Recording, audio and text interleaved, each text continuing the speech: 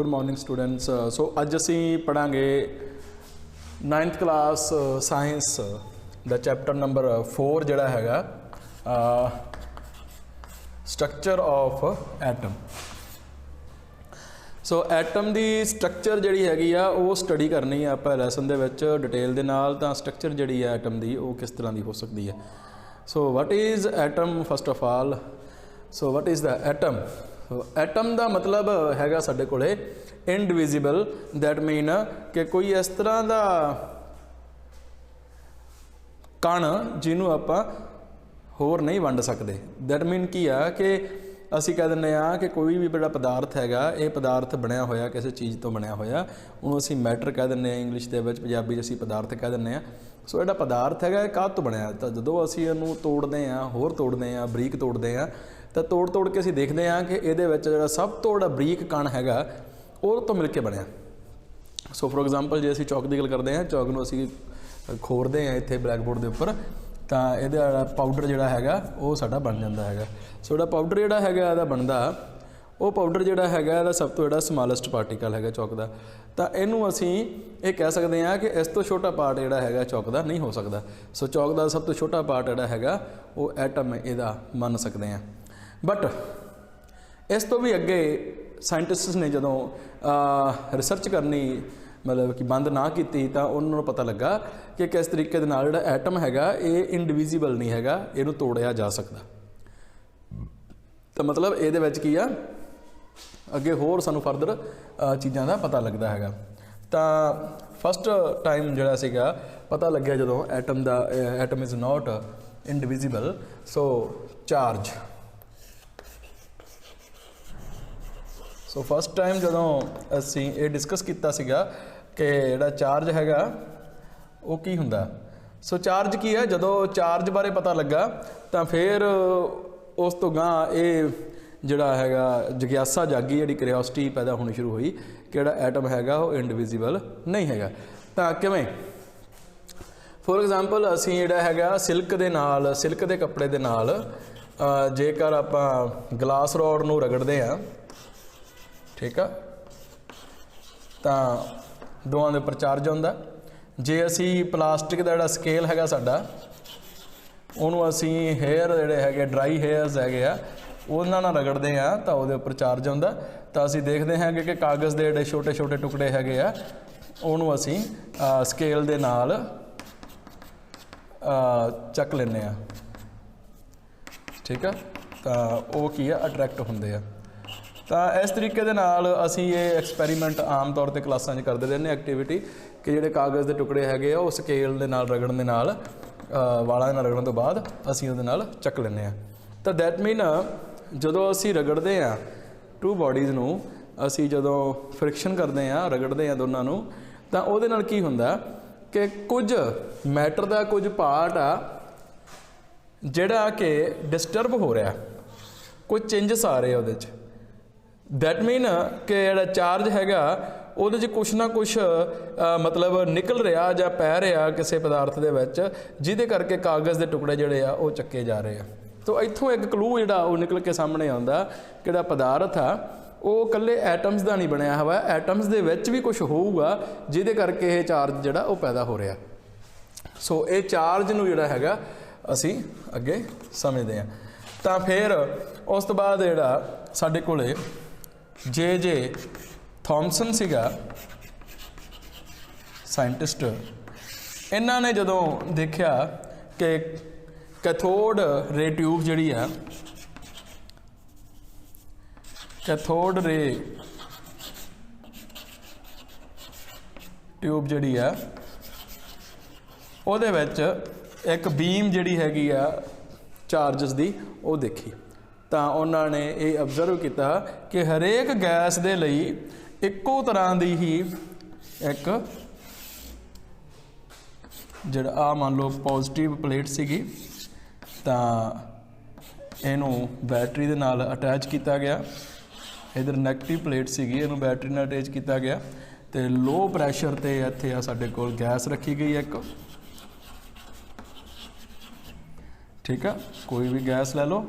तो ये ऑबजर्व किया गया कि कैथोड रे तो एक चमकदी हुई बीम जिहड़ी आ वो अनोड वाले पासे जा रही है। ये पॉजिटिव नूं असीं अनोड कह दिंदे आ ते नैगेटिव नूं असीं कैथोड कह दिंदे आ। तां कैथोड रॉड जिहड़ी हुंदी आ नैगेटिव रॉड ते जिहड़ी अनोड रॉड हुंदी आ पॉजिटिव रॉड हुंदी आ। तां ये पाया गया कि जिहड़ा गैस दे विच्चों जिहड़े नैगेटिव जिहड़े सीगे चार्ज वो पॉजिटिव वाले पासे नूं जा रहे हैं। तो इत्थों डिस्कवरी हुई सी फस्ट टाइम इलैक्ट्रॉन्स की।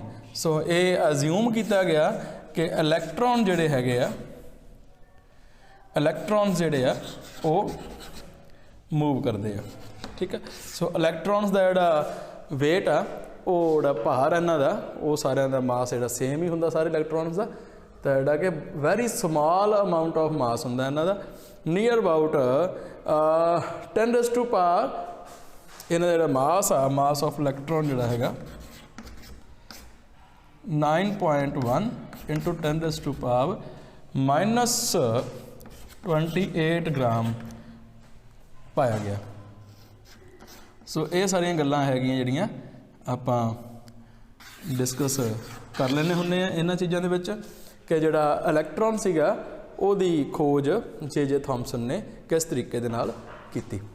तां इत्थों सानूं पता लगदा कि जिहड़ा एटम आ वो हुण इंडिविजिबल नहीं हैगा, वो इस तरह का पदार्थ नहीं है कि जिन्होंने तोड़ा नहीं जा सकता। तो इत्थों एक अपने को नवीं जिहड़ी आ क्यूरियोसिटी ये जगदी है कि what is the structure of atom. So पहला एटम नूं सोचा जांदा सीगा कि जस्ट एक पीस हुंदे आ, बस छोटे छोटे टुकड़े हुंदे आ, उस तो अगे उन्होंने तोड़ नहीं सकते। बट हुण इत्थे नवीं गल्लां सामने आ रही कि एटम हैगे आ उहदे विच चार्ज हैगे आ। सो चार्जां नूं असीं रगड़ के घट वध भी कर सकते हैं। तो वो चार्ज जिहड़े हैगे आ काहदे बनदे आ, वो इलैक्ट्रॉन्स दे बनदे आ। सो इलैक्ट्रॉन्स नूं असीं बेसिकली चार्ज कहने आ। ठीक है बई। तो उस तो बाद साडे कोल जिहड़ा अगला जिहड़ा साइंटिस्ट हैगा जिन्हें अगे जाके फरदर सानू शो किया। सो ई गोल्डस्टीन जिहड़ा उन्हें भी सानू प्रोटोन्स बारे दस्या। सो ई Goldstein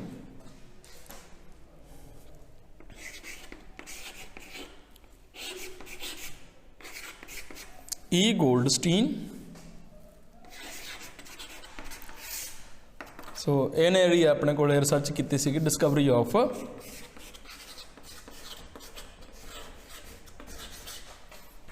of proton. So canal rays जिहड़ियां हैगियां positive charged radiations. So canal rays की जिहड़ी आ वो इन्हें ये भी कैथोड रे जिहड़ी ट्यूब हुंदी आ ਉਹਦੇ ਵਿੱਚੋਂ ही इस सेम एक्सपैरीमेंट तो ही इन्होंने पता लगाया सीगा। कनाल रेडिएशन का नाम दिता इन्होंने, that mean positive charge radiation.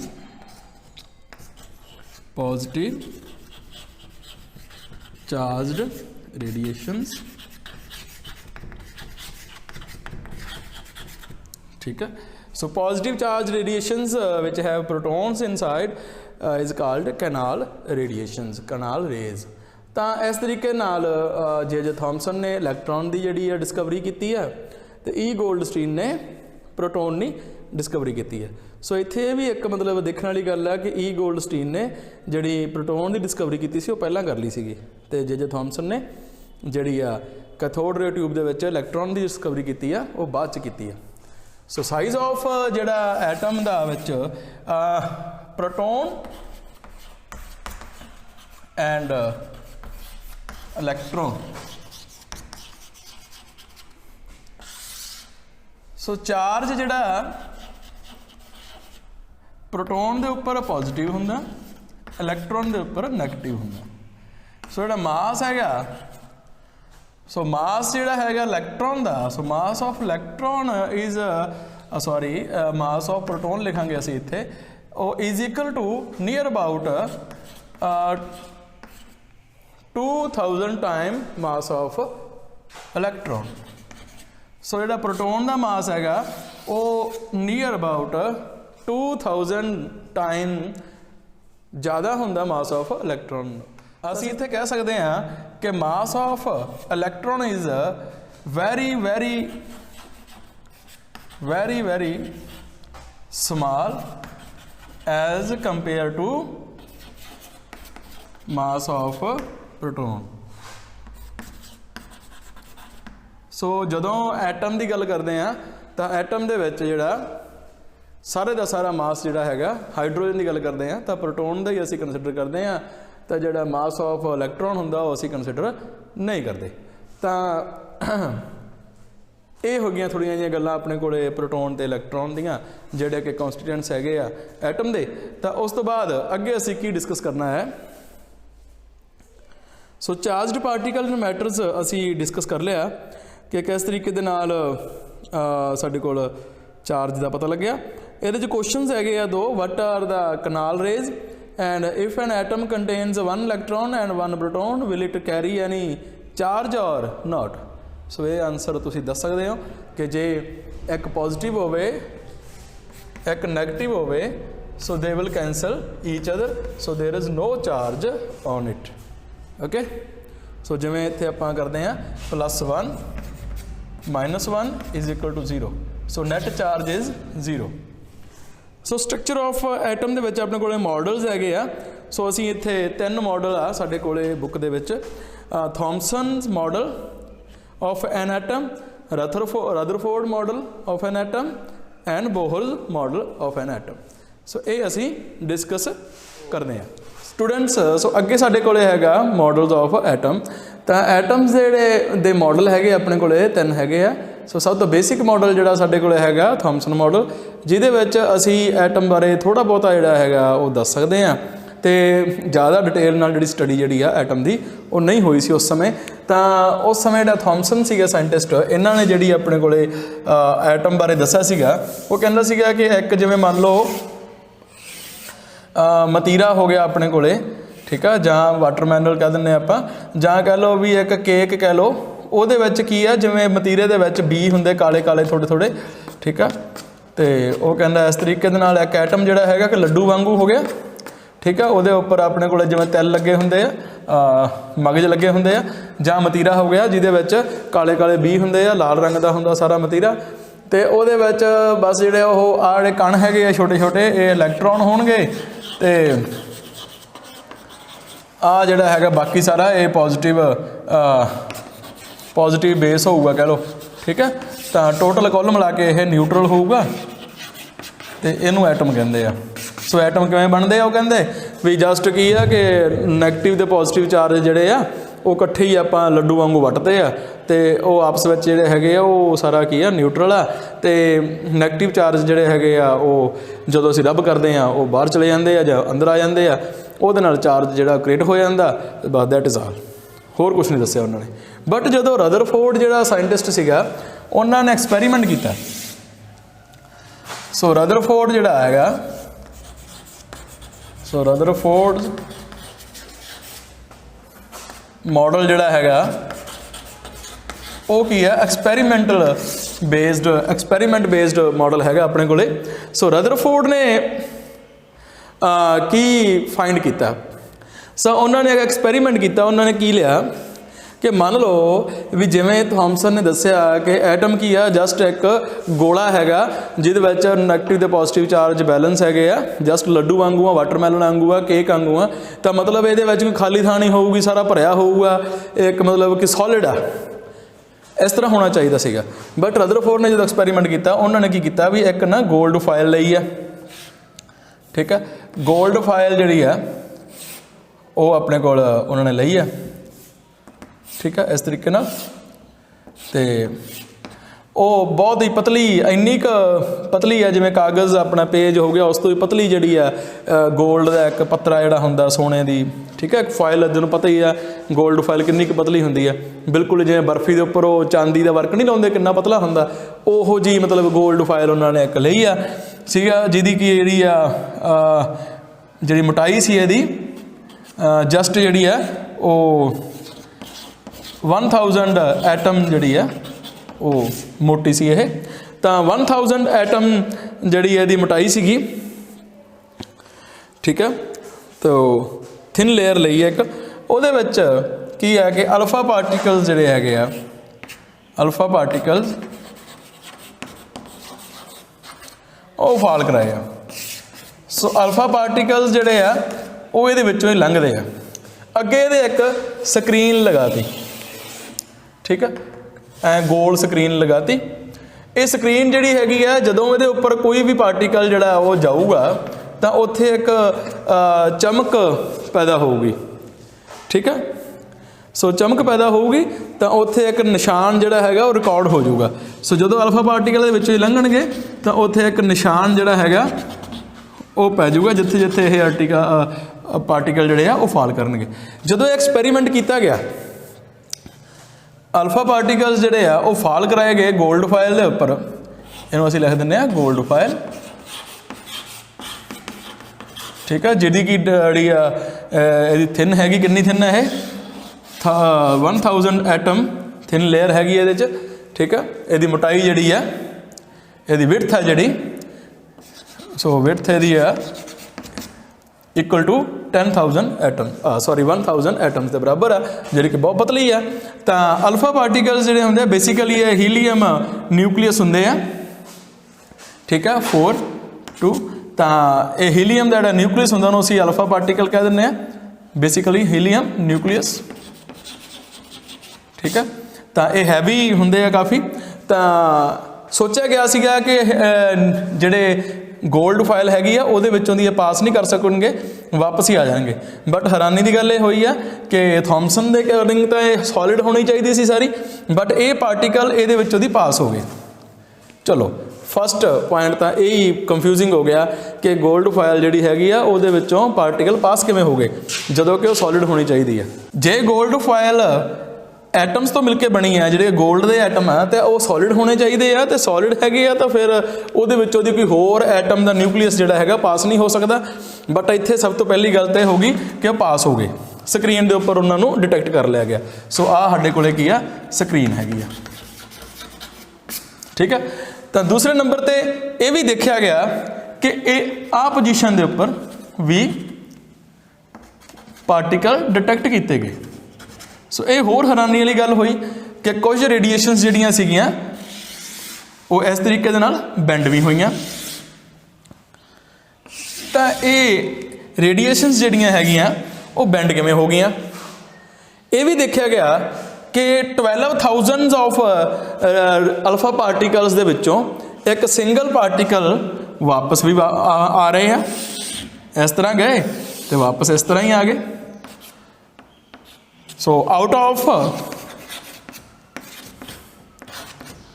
12,000 alpha particles, one is coming back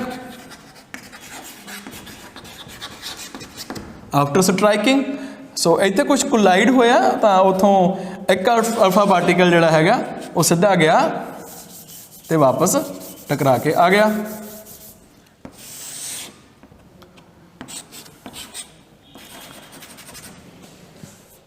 ਹੁਣ ਇਹ ਆਬਜ਼ਰਵੇਸ਼ਨਸ ਜਿਹੜੀਆਂ ਹੈਗੀਆਂ ਰਦਰਫੋਰਡ ਐਕਸਪੈਰੀਮੈਂਟ ਦੇ ਵਿੱਚ ਪਾਈਆਂ ਗਈਆਂ। ਸੋ ਪਹਿਲੀ ਗੱਲ ਕਿ ਜੇ ਇਹ ਸੋਲਿਡ ਸੀਗਾ ਤੇ ਇਹਦੇ ਵਿੱਚੋਂ ਅਲਫਾ ਪਾਰਟੀਕਲਸ ਪਾਰ, ਜੇ ਇਹ ਸੋਲਿਡ ਸੀਗਾ ਤਾਂ ਇਹਦੇ ਵਿੱਚੋਂ ਪਾਰ ਕਿਵੇਂ ਕਰ ਗਏ, ਜੇ ਇਹ ਸੋਲਿਡ ਸੀਗਾ ਤਾਂ ਇਹਦੇ ਵਿੱਚ ਸਟਰਾਈਕ ਕਿਵੇਂ ਹੋ ਗਏ ਸੀਗਾ, ਸਕੈਟਰਿੰਗ ਕਿਉਂ ਹੋ ਗਈ ਪਾਰਟੀਕਲਸ ਦੀ। ਤੇ ਤੀਸਰੀ ਗੱਲ ਕਿ ਇਹਦੇ ਵਿੱਚੋਂ ਟਕਰਾ ਕੇ 180 ਡਿਗਰੀ ਤੇ ਵਾਪਸ ਆ ਗਏ। ਸੋ ਬਹੁਤ ਥੋੜੇ ਪਾਰਟੀਕਲਸ 180 ਡਿਗਰੀ ਤੇ ਵਾਪਸ ਆਏ ਸਟਰਾਈਕ ਕਰਕੇ, ਬਟ ਆਏ ਜ਼ਰੂਰ ਸੀਗੇ। ਸੋ ਇਹਦੇ ਨਾਲ ਇੱਕ ਕੁਐਸਚਨ ਰੇਜ਼ ਹੋ ਗਿਆ ਕਿ it is possible that the atom has a lot of empty space inside it। So empty space ਜਿਹੜਾ ਹੈਗਾ ਉਹ ਐਟਮਸ ਦੇ ਵਿੱਚ ਹੋਣਾ ਜ਼ਰੂਰੀ ਹੈ। ਤਾਂ ਫਿਰ ਇੱਕ ਅਨੁਮਾਨ ਲਗਾਇਆ ਗਿਆ, ਇਹ ਇਮੇਜਿਨ ਕੀਤਾ ਗਿਆ ਕਿ ਜਿਹੜਾ ਐਟਮ ਹੈਗਾ ਇਹਦੇ ਵਿੱਚ ਕਿਸ ਤਰ੍ਹਾਂ ਹੋਣਗੇ। ਸੋ ਉਹ ਗੋਲਡ ਫਾਇਲ ਨੂੰ ਇਸ ਤਰੀਕੇ ਨਾਲ ਦੇਖਿਆ ਜਾਣ ਲੱਗ ਗਿਆ, ਕਿਹੜੀ ਗੋਲਡ ਫਾਇਲ ਆ ਉਹ ਇਸ ਤਰ੍ਹਾਂ ਹੋਊਗੀ, ਆ ਐਟਮਸ ਆ,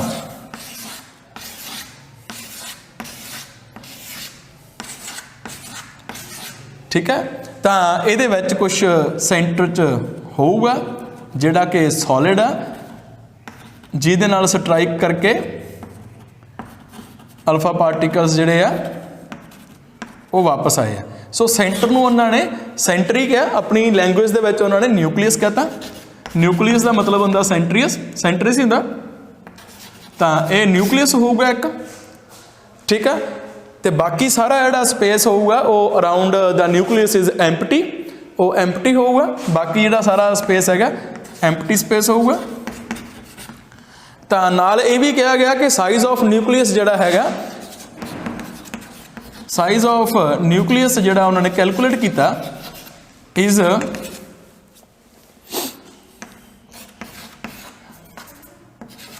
10⁵ time smaller than size of atom। सो जहाँ कह लो कि साइज ऑफ ਜਿਹੜਾ ਐਟਮ ਆ ਉਹ 10⁵ time larger than the size of nucleus. ਜਾਂ ਕਹ ਲਓ ਕਿ 1 ਲੱਖ ਗੁਣਾ ਜਿਹੜਾ ਨਿਊਕਲੀਅਸ ਆ ਉਹ ਸਾਈਜ਼ ਨਾਲੋਂ ਛੋਟਾ। ਜਾਂ ਕਹ ਲਓ ਕਿ ਨਿਊਕਲੀਅਸ ਦਾ ਸਾਈਜ਼ ਜਿਹੜਾ ਐਟਮ ਦਾ ਸਾਈਜ਼ ਆ ਉਹ ਨਿਊਕਲੀਅਸ ਨਾਲੋਂ 1 ਲੱਖ ਗੁਣਾ ਵੱਡਾ।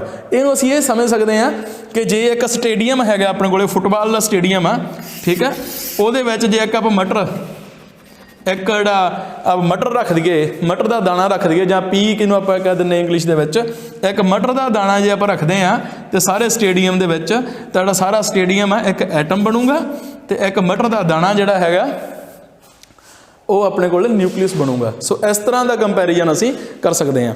ਸੋ ਇਹ ਕਹਿ ਸਕਦੇ ਹਾਂ ਕਿ ਜੇ 1 ਸੈਂਟੀਮੀਟਰ ਦਾ ਨਿਊਕਲੀਅਸ ਹੋਵੇ ਤੇ 1 ਕਿਲੋਮੀਟਰ ਦਾ ਰੇਡੀਅਸ ਜਿਹੜਾ ਉਹ ਬਣੂਗਾ ਐਟਮ ਦਾ। ਸੋ ਐਡਾ ਵੱਡਾ ਜਿਹੜਾ ਹੈਗਾ ਐਟਮ ਹੋਊਗਾ ਤੇ ਇੰਨਾ ਛੋਟਾ ਨਿਊਕਲੀਅਸ ਹੋਊਗਾ, ਤੇ which is extremely high density material ਹੋਊਗਾ ਜਿਹੜਾ ਨਿਊਕਲੀਅਸ ਦਾ। ਤਾਂ ਇਸ ਰਦਰਫੋਰਡ ਦੇ ਐਕਸਪੈਰੀਮੈਂਟ ਤੋਂ ਬਾਅਦ ਇਹ ਸਾਰੇ ਜਿਹੜੇ ਆ ਅਨੁਮਾਨ ਲਗਾਏ ਗਏ ਕਿ ਇਲੈਕਟ੍ਰੋਨਸ ਜਿਹੜੇ ਹੈਣਗੇ ਉਹ ਸਾਈਡਾਂ 'ਤੇ ਰੋਟੇਟ ਕਰਦੇ ਹੋਣਗੇ, ਤੇ ਜਿਹੜਾ ਸੈਂਟਰ ਹੋਊਗਾ ਉਹ ਨਿਊਕਲੀਅਸ ਹੋਊਗਾ, ਉਹ ਪੋਜ਼ਿਟਿਵ ਚਾਰਜ ਹੋਊਗਾ। ਹੁਣ ਇਹ ਕਿਵੇਂ ਪਤਾ ਲੱਗਾ ਕਿ ਸੈਂਟਰ ਦੇ ਵਿੱਚ ਜਿਹੜਾ ਆਪਣੇ ਕੋਲੇ ਨਿਊਕਲੀਅਸ ਹੈਗਾ ਇਹ ਪੋਜ਼ਿਟਿਵ ਹੋਊਗਾ, ਤੇ ਜਿਹੜਾ ਇਲੈਕਟ੍ਰੋਨ ਆ ਉਹ ਨੈਗੇਟਿਵ ਹੋਊਗਾ? ਕਿਉਂ? ਜਿਹੜੇ ਅਲਫਾ ਪਾਰਟੀਕਲ ਹੈਗੇ ਇੱਥੇ ਸਾਡੇ ਕੋਲੇ ਉਹ ਪੋਜ਼ਿਟਿਵ ਹੁੰਦੇ ਆ, ਠੀਕ ਹੈ, ਇਹ ਪੋਜ਼ਿਟਿਵ ਹੁੰਦੇ ਆ, ਪੋਜ਼ਿਟਿਵ ਹੁੰਦੇ ਆ। ਸੋ ਜੇ ਮਤਲਬ ਕੋਈ ਚੀਜ਼ ਸਟਰਾਈਕ ਕਰਕੇ ਵਾਪਸ ਆ ਰਹੀ ਆ, ਦੈਟ ਮੀਨ ਉਹ ਪੋਜ਼ਿਟਿਵ ਨੂੰ ਪੋਜ਼ਿਟਿਵ ਰਿਪੈਲ ਕਰ ਰਿਹਾ। ਤਾਂ ਫਿਰ ਇਹ ਅਨੁਮਾਨ ਲਗਾਇਆ ਗਿਆ ਕਿ ਸੈਂਟਰ ਜਿਹੜਾ ਹੈਗਾ ਉਹ ਪੋਜ਼ਿਟਿਵ ਹੋਊਗਾ, ਤੇ ਇਲੈਕਟ੍ਰੋਨ ਫਿਰ ਕਿੱਥੇ ਹੋਣਗੇ? ਉਹਦੇ ਅਰਾਊਂਡ ਹੋਣਗੇ, ਖਾਲੀ ਥਾਂ 'ਚ। ਤਾਂ ਫਿਰ ਖਾਲੀ ਥਾਂ ਦੇ ਵਿੱਚ ਉਹ ਰੁਕੇ ਨਹੀਂ ਹੋਣਗੇ, ਉਹ ਰੋਟੇਟ ਕਰਦੇ ਹੋਣਗੇ। ਸੋ ਇਹ ਸਾਰੇ ਜਿਹੜੇ ਆ ਜਜਮੈਂਟਸ ਜਿਹੜੀਆਂ ਉਹ ਲਗਾਈਆਂ ਗਈਆਂ ਐਕਸਪੈਰੀਮੈਂਟ ਤੋਂ ਬਾਅਦ। ਤਾਂ according to Rutherford, what is the atomic model? So what is the new picture of atom according to the Rutherford? So ਸਾਡੇ ਕੋਲ ਇੱਥੇ 3 ਜਿਹੜੀਆਂ ਹੈਗੀਆਂ ਉਹ ਇਹਨਾਂ ਨੇ ਆਪਣੀਆਂ ਜਿਹੜੀਆਂ ਸਟੇਟਮੈਂਟਸ ਦਿੱਤੀਆਂ ਸੀਗੀਆਂ ਕਿ there is a positive charged center at the in an atom called the nucleus. Nearly all the mass of an atom resides in the nucleus. ਸੋ ਸਾਰਾ ਮਾਸ ਜਿਹੜਾ ਹੈਗਾ ਉਹ ਨਿਊਕਲੀਅਸ ਦੇ ਸੈਂਟਰ ਦੇ ਵਿੱਚ, ਨਿਊਕਲੀਅਸ ਦੇ ਵਿੱਚ ਹੋਊਗਾ। The electrons revolve around the nucleus in a circular path. The size of nucleus is very small as compared to the size of atom. ਸੋ ਇਹ ਜਿਹੜੀਆਂ ਅਬਜ਼ਰਵੇਸ਼ਨਸ ਆ ਇਹ ਰਦਰਫੋਰਡ ਨੇ ਫਾਈਂਡ ਆਊਟ ਕੀਤੀਆਂ। ਸੋ ਟੋਟਲੀ ਜਿਹੜੀ ਹੈਗੀ ਆ picture of atom has been changed now. So Thomson ਦਾ ਜਿਹੜਾ ਮਾਡਲ ਆ ਤੇ ਰਦਰਫੋਰਡ ਦਾ ਮਾਡਲ ਆ, ਇਹਦੇ ਵਿੱਚ ਜ਼ਮੀਨ ਅਸਮਾਨ ਦਾ ਫਰਕ ਪੈ ਗਿਆ। ਇਹਦੇ ਡਰਾਬੈਕਸ ਜਿਹੜੇ ਹੈਗੇ ਆ ਉਹ ਵੀ ਫਿਰ ਫਾਈਂਡ ਆਊਟ ਕਰਨ ਵਾਲੇ ਸੀਗੇ, ਜਿਹੜੇ ਕਿ ਰਦਰਫੋਰਡ ਨੂੰ ਨਹੀਂ ਉਹਨਾਂ ਚੀਜ਼ਾਂ ਦਾ ਜਵਾਬ ਨਹੀਂ ਪਤਾ ਲੱਗਾ। ਉਹ ਇਹ ਸੀਗੇ ਕਿ ਜੇ electron are rotating around the nucleus, so how it is possible to maintain the stability of atom? ਕਿਉਂਕਿ ਜਿਹੜਾ ਚਾਰਜ ਹੁੰਦਾ ਜਦੋਂ ਰੋਟੇਟ ਕਰਦਾ ਕਿਸੇ ਪੋਜ਼ਿਟਿਵ ਚਾਰਜ ਦੇ ਅਰਾਊਂਡ, ਜੇ ਕੋਈ ਇੱਕ ਨੈਗੇਟਿਵ ਚਾਰਜ, ਕੋਈ ਵੀ ਚਾਰਜ ਪਾਰਟੀਕਲ ਹੈਗਾ, ਜੇ ਉਹ ਮੂਵ ਕਰ ਰਿਹਾ ਹੁੰਦਾ ਤਾਂ ਮੂਵ ਕਰਨ ਦੇ ਨਾਲ ਉਹ ਰੇਡੀਏਸ਼ਨਸ ਪ੍ਰੋਡਿਊਸ ਕਰਦਾ। ਸੋ ਰੇਡੀਏਸ਼ਨ ਜਿਹੜੀਆਂ ਹੈਗੀਆਂ ਉਹ ਜਦੋਂ ਪ੍ਰੋਡਿਊਸ ਹੋਣਗੀਆਂ ਤਾਂ ਉਹਦੇ ਨਾਲ એનર્ਜੀ ਜਿਹੜੀ ਆ ਉਹ ਲਾਸ ਹੋਊਗੀ। ਤਾਂ ਜਿਵੇਂ ਜਿਵੇਂ એનર્ਜੀ ਲਾਸ ਹੋਊਗੀ ਤਾਂ ਫਿਰ ਕੀ ਆ, ਇਹ ਜਿਹੜਾ ਇਲੈਕਟ੍ਰੋਨ ਹੈਗਾ ਇਹ ਕੀ ਕਰੂਗਾ, ਇੱਥੋਂ ਇਸ ਤਰ੍ਹਾਂ ਮੂਵ ਨਹੀਂ ਕਰੂਗਾ। ਜਿਵੇਂ ਜਿਵੇਂ ਦੀ એનર્ਜੀ ਲਾਸ ਹੋਈ ਜਾਊਗੀ ਤੇ ਇਹਦਾ ਸਰਕਲ ਜਿਹੜਾ ਹੈਗਾ ਛੋਟਾ ਹੁੰਦਾ ਜਾਊਗਾ, એનર્ਜੀ ਘਟਦੀ ਗਈ ਤੇ ਅਲਟੀਮੇਟਲੀ ਇਹ ਨਿਊਕਲੀਅਸ ਦੇ ਵਿੱਚ ਐਂਟਰ ਕਰ ਜਾਊਗਾ ਤੇ ਐਟਮ ਜਿਹੜਾ ਹੈਗਾ atom will collapse.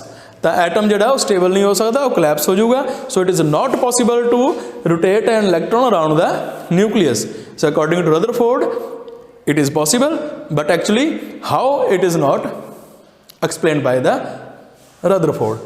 So this is the drawback of Rutherford atomic model, and this is the achievement also, so that we can know lot of things about the atom from the experiment. So drawbacks ਜਿਹੜੇ ਹੁੰਦੇ ਆ ਉਹ possible ਹੁੰਦੇ ਆ। drawbacks ਤਾਂ ਹਰੇਕ ਚੀਜ਼ ਦੇ ਹੋਣੇ ਹੀ ਹੋਣੇ ਆ, ਕਿਉਂਕਿ ਕੋਈ ਵੀ ਡਿਸਕਵਰੀ ਹੁੰਦੀ ਆ ਉਹ ਇੱਕ ਸਟੈਪ ਦੇ ਵਿੱਚ ਨਹੀਂ ਹੁੰਦੀ। ਸੋ ਜਿਵੇਂ ਜਿਵੇਂ ਡਰਾਬੈਕਸ ਰਿਮੂਵ ਹੁੰਦੇ ਜਾਣਗੇ ਉਵੇਂ ਉਵੇਂ ਅਸੀਂ ਐਟੋਮਿਕ ਦੀ ਜਿਹੜੀ ਹੈਗੀ ਆ ਐਟਮ ਦੀ ਸਟਰਕਚਰ ਵੱਲ ਜਾਂਦੇ ਜਾਵਾਂਗੇ।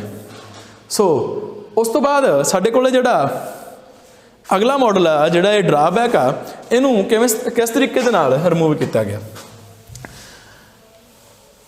ਸੋ ਲਾਸਟ ਸਾਡੇ ਕੋਲ ਜਿਹੜਾ ਮਾਡਲ ਆ ਉਹ ਹੈਗਾ ਬੋਹਰਸ ਮਾਡਲ।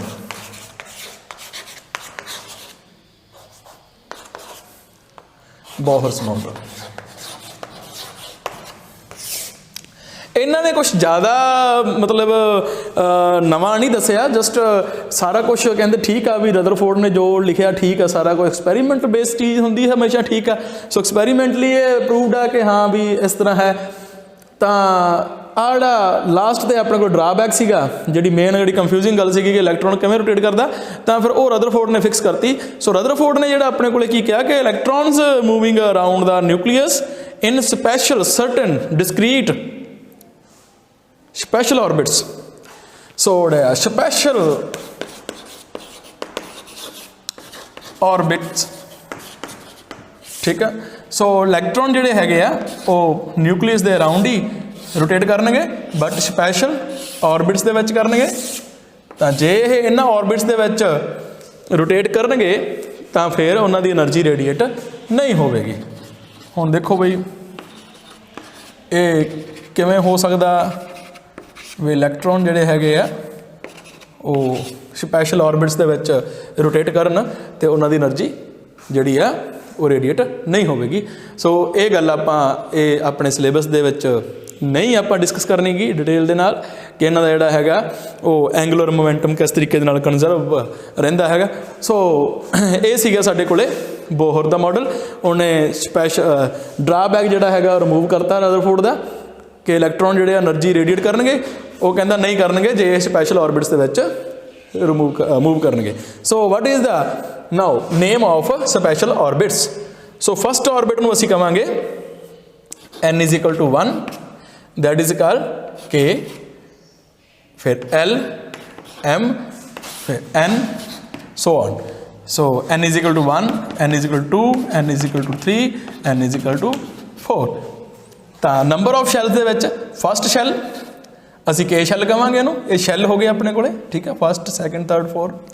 ਫਸਟ ਸ਼ੈਲ ਨੂੰ ਅਸੀਂ ਕਹਾਂਗੇ ਕੇ ਸ਼ੈਲ, ਠੀਕ ਹੈ। ਸੈਕਿੰਡ ਨੂੰ ਅਸੀਂ ਕਹਾਂਗੇ ਐਲ ਸ਼ੈਲ, ਐਮ ਸ਼ੈਲ ਅਤੇ ਫਿਰ ਐਨ ਸ਼ੈਲ, ਸੋ ਔਨ। ਤਾਂ ਇਸ ਤਰੀਕੇ ਦੇ ਨਾਲ ਇਲੈਕਟ੍ਰੋਨ ਜਿਹੜੇ ਹੈਗੇ ਆ ਉਹ ਰੋਟੇਟ ਕਰਨਗੇ ਅਤੇ ਆਪਣੇ ਆਪਣੇ ਸ਼ੈਲ ਦੇ ਵਿੱਚ, ਅਤੇ ਸ਼ੈਲ ਦੇ ਨਾਮ ਵੀ ਅਸੀਂ ਰੱਖਦੇ ਆ K shell, L shell, M shell ਅਤੇ ਐਨ ਸ਼ੈਲ।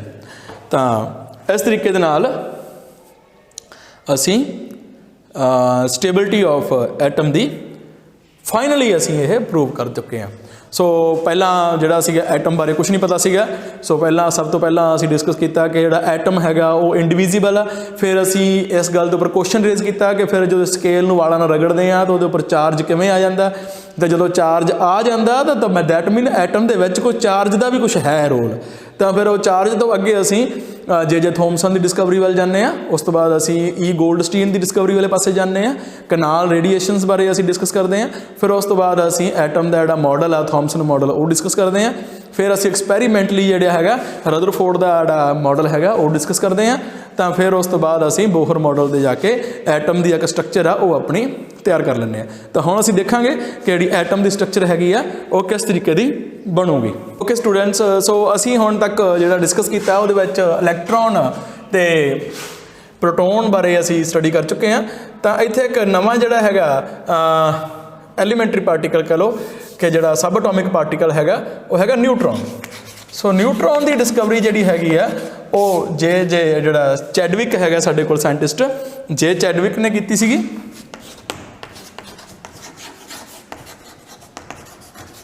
ठीक है, तो ये की है कि ये डिस्कवरी हैगी है ये 1932 दे विच हुई है। ये लेट हुई है अपने को न्यूट्रॉन की डिस्कवरी। उसका रीजन की है कि neutron is neutral, basically no charge. So इसकी लोड़ क्यों पई, क्योंकि जदों असी डिस्कस करते सीगे कि जिहड़ा एटम हैगा उहदे विच मान लो कार्बन की गल करते हैं। ठीक है, कार्बन दे विच ये सीगा कि इहदा जिहड़ा एटॉमिक नंबर आ वो 6 आ। सो एटॉमिक नंबर 6 आ, बट इहदा मास नंबर जिहड़ा हैगा वो 12 आ जांदा। द नंबर ऑफ इलैक्ट्रॉन्स जिहड़े हैगे आ वो भी 6 हुंदे आ, ते मास नंबर 12 किवें हो गया? मास नंबर तो फिर 6 ही चाहिदा सीगा।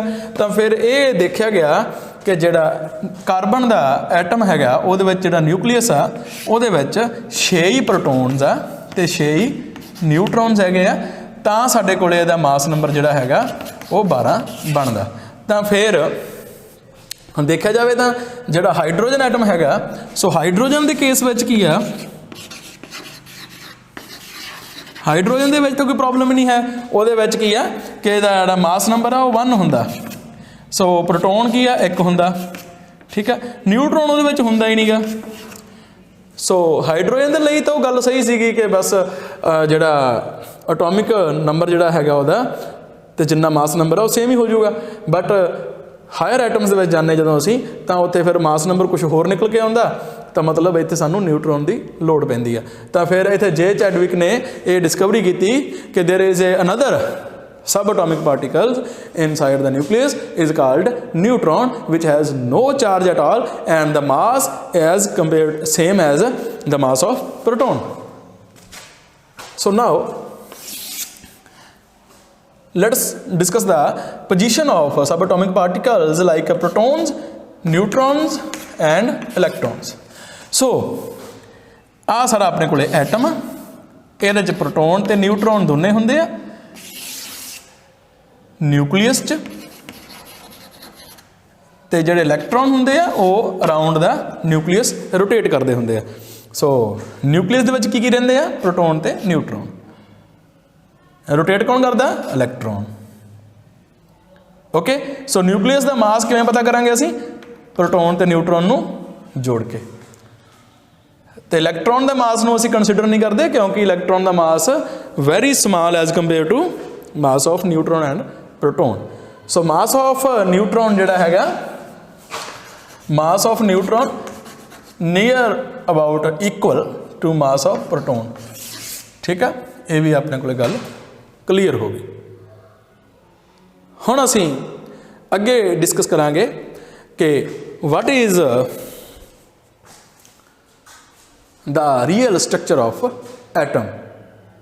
सो how to distribute electrons around the nucleus in the special orbits which are KLM and N shells. So orbits दे विच इलैक्ट्रॉन की डिस्ट्रीब्यूशनस नूं किवें असी डिस्ट्रीब्यूट करना, तो उहदे लई साडे कोले आ जांदा बोहर बरी rule.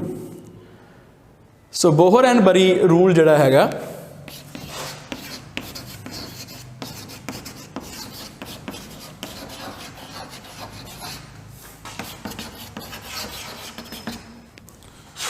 Of electron distribution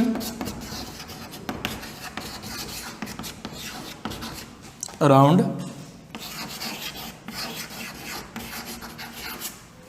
the nucleus.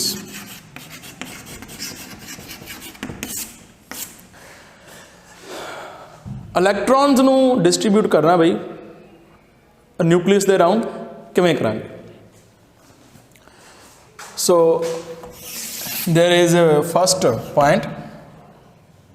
Electrons will distribute around the nucleus in special orbits according to this formula 2n square. So here n is 1 for K shell n is equal to 2 for L, 3 for M, 4 N। So different shells के लिए n की value different होगी। For example for n is equal to 1 number of electrons जिहड़े होणगे इन first शैल किन्ने होणगे इन, so first की गल करते हैं, in first shell 2 1 square is equal to 2। Second shell दे विच किन्ने होणगे if n is equal to 2, so किन्ने बन गए 2n square is equal to 8। For n is equal to 3, number of electron in third shell will be 18। for n is equal to 4, number of shells number of electrons in fourth shell can be 32। ठीक है, तो इस तरीके दे नाल जिहड़ा formula है Bohr बरी rule के अकॉर्डिंग फस्ट शैल दे विच 2 इलैक्ट्रॉन हो सकते हैं, एल शैल दे विच सॉरी के शैल दे विच, एल शैल दे विच अपने कोले 8 हो सकते हैं, एम दे विच अपने कोले 18 हो सकते हैं, एन दे विच जिहड़े मैक्सीमम नंबर ऑफ इलैक्ट्रॉन्स 32 हो सकते हैं। सो ये दा फस्ट रूल हैगा बोहर बरी रूल। सो सैकेंड दे विच इसे दे विच इन्हां दे बोहर बरी रूल के अकॉर्डिंग ही की है कि साडे कोल इत्थे लिख दईए आपां बोहर एंड बरी रूल। ये फस्ट पॉइंट है। दूजी गल उन्होंने ये कही है कि जो लास्ट शैल होगा एटम का उहदे विच so maximum number of electrons in last shell may B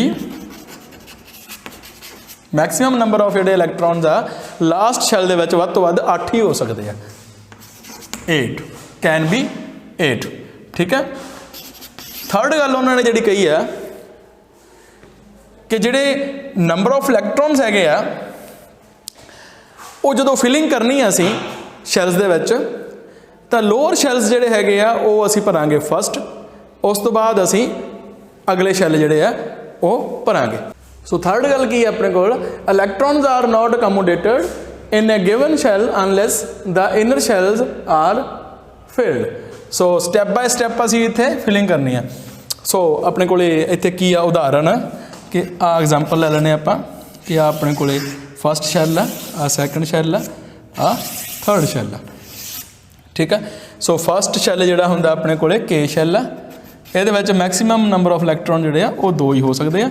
जदों ये 2 पूरे हो गए उस तो बाद असी अगले शैल वाल मूव करांगे अकॉर्डिंग टू दिस। ठीक है, उस तो एल शैल आ जांदे किन्ने हो सकते हैं 8 इलैक्ट्रॉन हो सकते वध तो वध, 1 2 3 4 5 6 7 ते 8।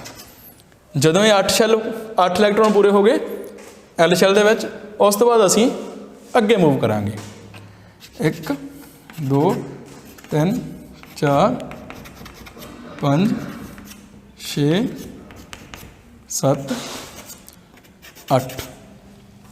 हुण देखो थर्ड शैल दे विच 18 इलैक्ट्रॉन हो सकते हैं, बट असी किन्ने लगाए आ 1 2 3 4 5 6 7 8।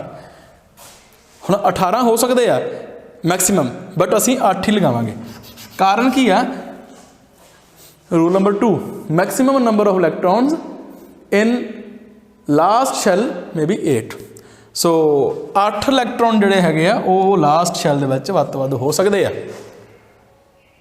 जे असी फोर्थ शैल जिहड़ा हैगा वो शुरू करते हैं तो फिर असी उत्थे भी 8 शैल पहला फिल करांगे, ਉਸ ਤੋਂ ਬਾਅਦ ਵਾਪਸ ਇਹਨੂੰ 18 ਤੱਕ ਫਿਲ ਕਰਾਂਗੇ। ਸੋ ਇਹ ਜਿਹੜਾ ਹੈਗਾ ਸਾਡਾ ਕੋਲੇ ਬੋਹਰ ਬਰੀ ਰੂਲ ਹੈਗਾ। ਤਾਂ ਇਹ ਸਾਰਾ ਜਿਹੜਾ ਐਟੋਮਿਕ ਸਟਰਕਚਰ ਜਿਹੜੀ ਆ ਸਾਡੇ ਕੋਲੇ ਆ ਗਈ ਆ।